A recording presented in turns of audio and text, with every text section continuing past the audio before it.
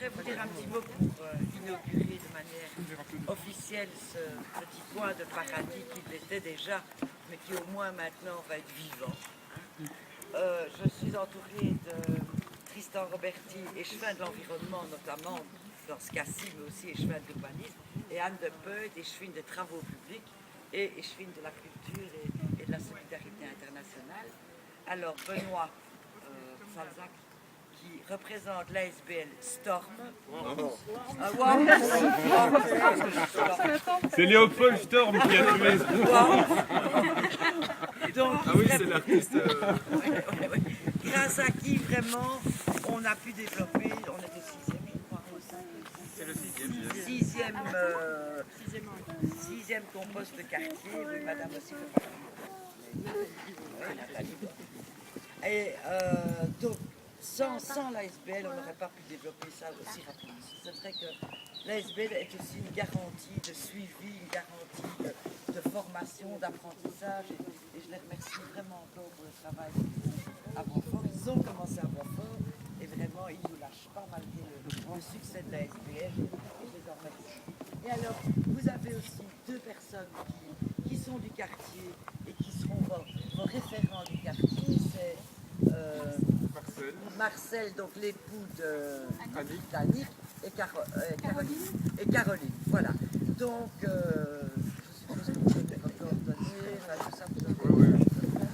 Alors voilà, moi je suis vraiment heureuse d'avoir un compost de quartier ici sur ce terrain, parce que ce terrain c'est vraiment le petit poumon vert du quartier. C'est vrai que vous n'avez pas beaucoup d'arbres dans les rues, mais vous avez vraiment ce petit poumon de vert ici. Et c'est vrai qu'il est très convivial et je suis très contente.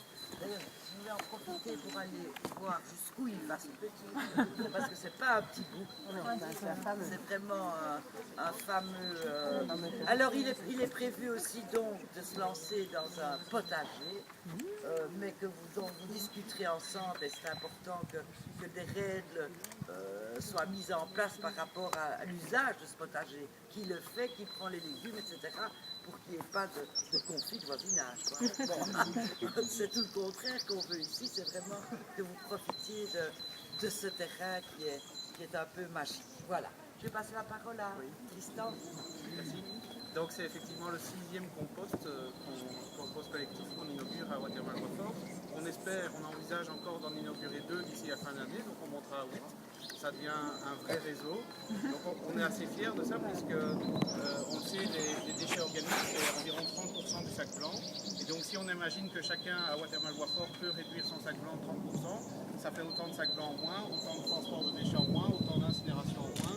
Donc c'est vraiment un enjeu environnemental important. Donc la commune est évidemment contente de pouvoir embrayer avec ce genre de projet.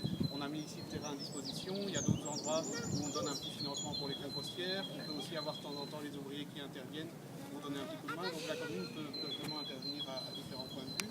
Et puis ce qui est évidemment fondamental pour nous et pour Madame la bourgmestre, évidemment, c'est la question de la convivialité. C'est peut-être l'aspect le plus sympathique de ces projets, c'est vraiment que les gens se retrouvent dans les quartiers, les gens apprennent à se connaître, et souvent d'ailleurs naissent d'autres projets à partir du projet de compost. Les gens se rencontrent, on parle de panier bio, on parle de potager.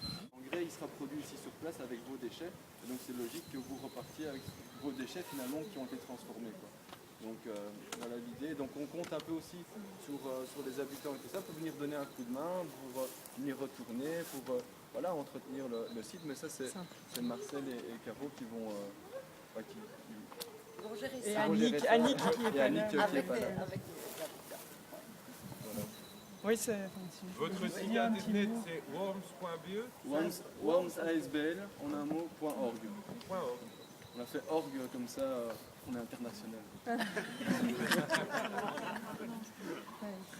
Mais voilà, je ne crois pas qu'on irait aussi vite sans la commune motivée derrière comme ça non plus.